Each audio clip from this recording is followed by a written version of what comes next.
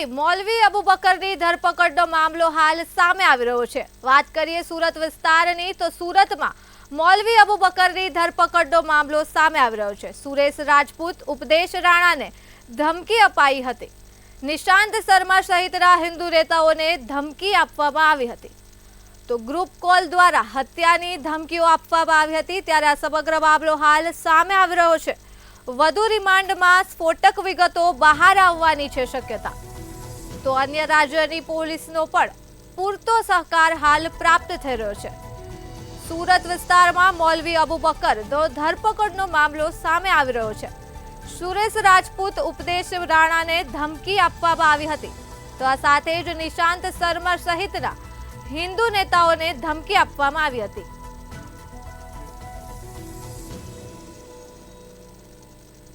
તો આ મુદ્દે જ આપણી સાથે સંવાદદાતા પૂજા નિષાદ જોડાઈ ચૂક્યા છે। જી પૂજા, સુરતથી મૌલવી અબુબકરની ધરપકડનો મામલો સામે આવી રહ્યો છે, શું છે વધુ વિગત? જી જોઈ શકાય છે કે હાલ અત્યારે જે આ તપાસનો ધમધમાટ છે શરૂ કરવામાં આવ્યો છે અને જે દોરમાં છે વન બાય એક પછી એક આરોપી પકડાઈ રહ્યા છે, 3 આરોપી પકડાઈ છે, જેની તપાસ હાથ ધરવામાં આવી હતી। ત્યારે આજે સુરેશ રાજપૂત, ઉપદેશ રાણા, નિશાંત શર્મા સહિતના હિન્દુ નેતાઓને જે ગ્રુપ કોલ દ્વારા હત્યાઓની જે ધમકી આપવાના છે તેનો ધમધમાટ શરૂ કરવામાં આવ્યો છે અને ફર્ધર રિમાન્ડમાં જે અન્ય વિગતો છે તે બહાર આવવાની શક્યતા હાલ સેવાઈ રહી છે। અને વાત કરવામાં આવે તો અન્ય રાજ્યની પોલીસનો પણ હાલ સાથ સહકાર મળી રહ્યો છે અને આ કેસમાં કેટલાક લોકોને રૂપિયા પણ આપવામાં આવ્યા હતા। સોપારીના જે રૂપિયા આપવામાં આવ્યા છે તે આપવામાં આવ્યા હતા। અને વાત કરવામાં આવે તો જે ડોગર હતો એ ડોગર અન્ય પાકિસ્તાની નંબરો ઉપરથી છે ને કોલ કરતો હતો આ બધાને અને એ દ્વારા કોલ કરીને લોકોને ત્યાંની જે ધમકીઓ આપવામાં આવી હતી, જે ડોગર એ કામ કરી રહ્યો હતો અને હાલ એના બધી તપાસ સામે આવી રહી છે। અને એનો એક ફોટો પણ હાલ અત્યારે જે AK-47 સાથેનો જે બંદૂક સાથેનો ફોટો સામે આવ્યો છે એ અત્યારે હાલ સામે આવી રહ્યો છે। અને વધુમાં તમને કહી દે કે આ મામલામાં ધમધમાટ શરૂ કરવામાં આવ્યો છે અને બેંક એકાઉન્ટની પણ તપાસ હાલ હાથ ધરવામાં આવી છે।